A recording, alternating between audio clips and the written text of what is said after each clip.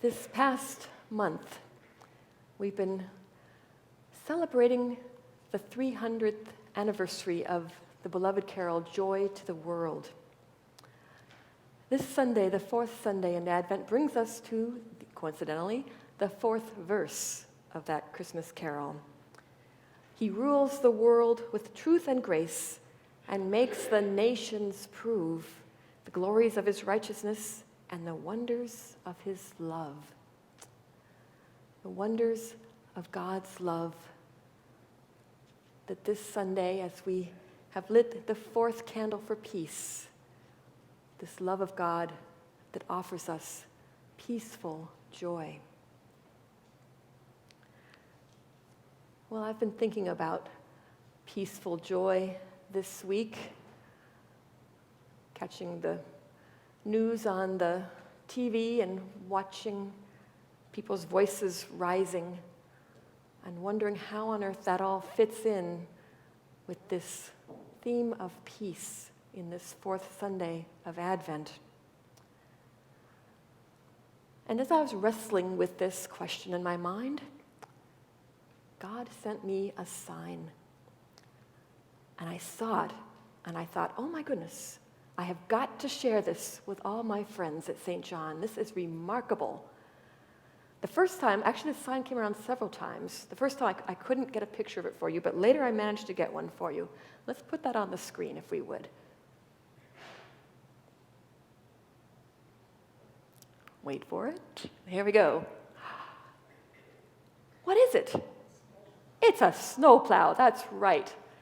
But there's something very special about this snowplow.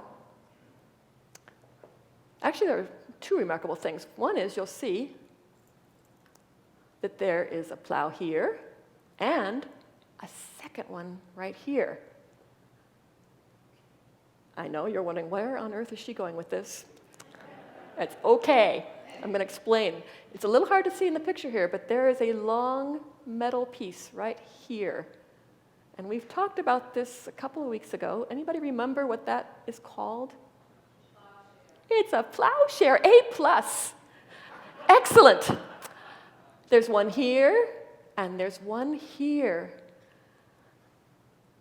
And God said that these pieces of metal that are interestingly shaped like a sword will be beaten into plowshares. Plowshares, right there in Dover.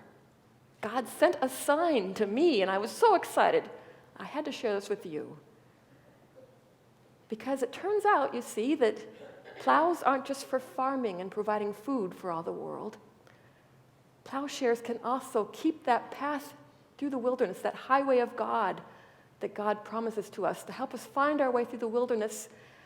Even in New Hampshire, when it snows and gets icy, God is here preparing a pathway for us through the wilderness and keeping it free, very free, of snow and ice, so that we will not be harmed. We will not be harmed by this snow and ice. Sometimes, when we get on the road, I don't know about you, I'm driving along and it's a little treacherous, and I find myself frightened by the ice on the road, wondering, am I going to slide right off into total chaos? How am I going to stay on? Sometimes it's not between me and the ice. Sometimes it's between me and other people. And I find myself on the verge of a fight. And I wonder, how am I going to find my way through this? This is the fourth Sunday of Advent. It's supposed to be all about peace, and here I am on the road thinking about fights. But there it is. God sent a sign to remind us that God will help us through the chaos, help us out of treacherous places, and keep us on the right path toward the joy that God has waiting for us. This is good news. This is really good news. Because I think all of us sometimes find ourselves in a treacherous situation where we find ourselves gearing up for a fight. But sometimes it's a fight that we know is likely to be a no-win situation. We're between a rock and a hard place, or between a piece of ice and the ditch on the side of the road. And no matter what we do, there's going to be a problem. It's just not going to be a win-win situation. It's highly likely to become a lose-lose situation. And then God sends a snowplow. We may think that we are the first people who've ever found ourselves in a treacherous situation, but I'm here to say to you this morning that this is not true. A long, long time ago, in a kingdom far away, there did in fact live a king. His name was Ahaz, and this was a long, long time ago, about 734 BC, if you want to know the exact date or so. And there was a king who was very, very worried. He was in a treacherous situation, and it looked like he was going to be on the ditch on the side of the road in no time at all. Because you see, at this time, there were a lot of countries at war all around him and his kingdom of Judah. This was the Syro-Ephraimite War, if you really want to know. But that doesn't really matter so much. What matters here in this Bible passage is that war was all around. People were fighting. And King Ahaz found himself in a treacherous spot. What to do? What to do? Well, God sent the prophet Isaiah to King Ahaz and said, "Don't worry, Ahaz. God is here with you. God will see you through. God will send you a snowplow." Well, he didn't say that exactly. And Ahaz said, "Thanks, Isaiah. Let me think about that." But then the phone rang, and it was the other kings from the neighboring countries, the kings of Syria and Palestine on the phone, the ones who were fighting another country, Assyria. And they said, "Hey, Ahaz, we wanted to call you up and invite you to join us in our big revolution against Assyria. We think you should join us. But if you don't want to join us, that's okay. We will just kick you off your throne and find a new king." And then they hung up. What is poor King Ahaz to do? What to do? Should he form an alliance with these neighboring kings? Or should he do what Isaiah said and just wait? Wait and wait for a sign from God. He turned to Isaiah again. Isaiah said, "Ahaz, wait. Hold on to your horses. Wait for a sign from God. It's coming. You can ask for it even. You can ask for the biggest sign you ever needed, bigger than a snowplow. You can ask for a big favor, a big sign. It can be as deep as hell or as high as heaven. Go for it." Ahaz said, "Thanks, Isaiah, but I don't want to put the Lord to the test." Isaiah said to the king, Ahaz, "Oh, for Pete's sake. Oh my goodness, you're driving me crazy, and you're driving God crazy too. Fine, don't bother to ask the Lord for a sign. God's just going to give you one. He won't wait for you to ask. He's going to give you a sign, and here it is. Let me spell it out for you. A young woman is with child and shall bear a son, and shall be called Emmanuel." That's God with us, in case you're missing out on that little detail, Ahaz. "And by the time this child grows up to be around 12 years old, he'll be able to make good moral decisions. And at that point, the threat of war will be long gone. So relax.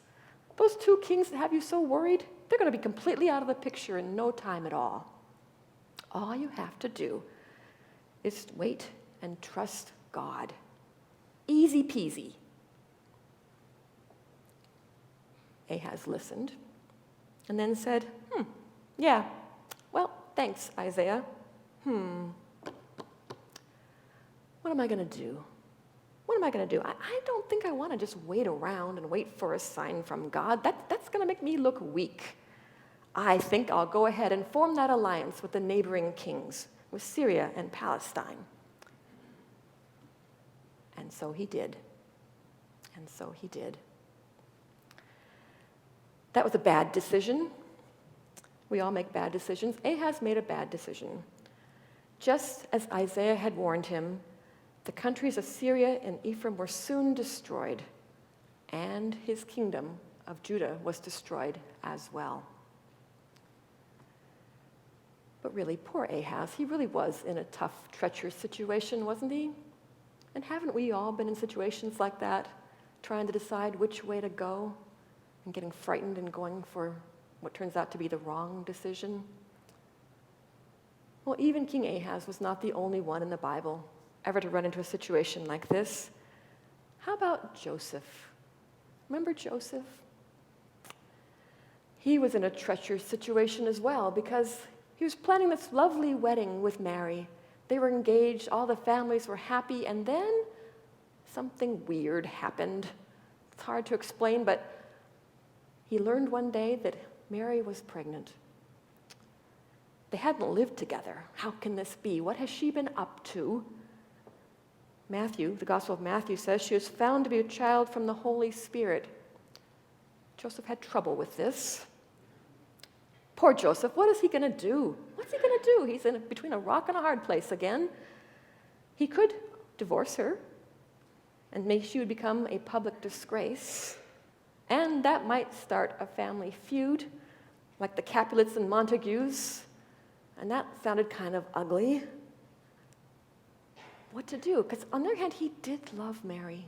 He did love her. The writer of Matthew says, Joseph, being a righteous man and unwilling to expose her to public disgrace, planned to dismiss her quietly. Seemed like kind of a good middle-of-the-road decision there. But just when he'd resolved to do this, God sent a sign.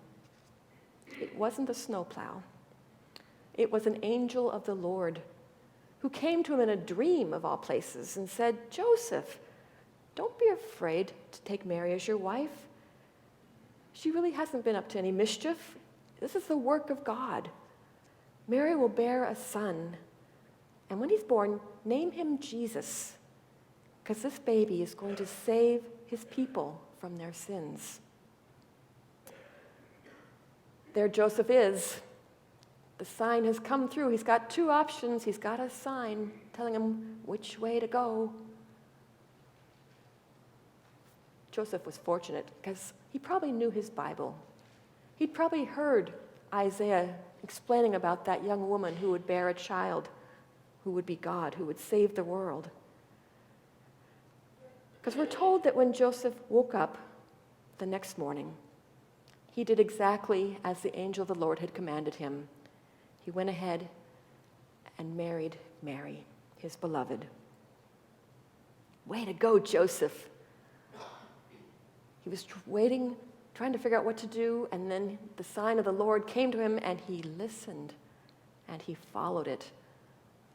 It must have been awfully hard to do, but I'm glad he did, aren't you? So when we find ourselves in one of those tough places, in a treacherous place, a dangerous place, and we wonder what to do, I suggest that we look for a sign from God. We have to keep our eyes open. These signs come in all kinds of unusual ways. The sign may be a prophet. It may be a friend. It may be an angel speaking to you in your dreams. It may be a small baby born in a remote place. It may be a snowplow. It does happen. For even now, in this day and age, God is calling us to turn our swords into plowshares. Plowshares that can help all of us find our way through the wilderness on God's highway to joy. All we have to do is wait for that sign from God. It's easy peasy, maybe. God is showing us the way to peace, showing us the way to peaceful joy. Thanks be to God. Amen.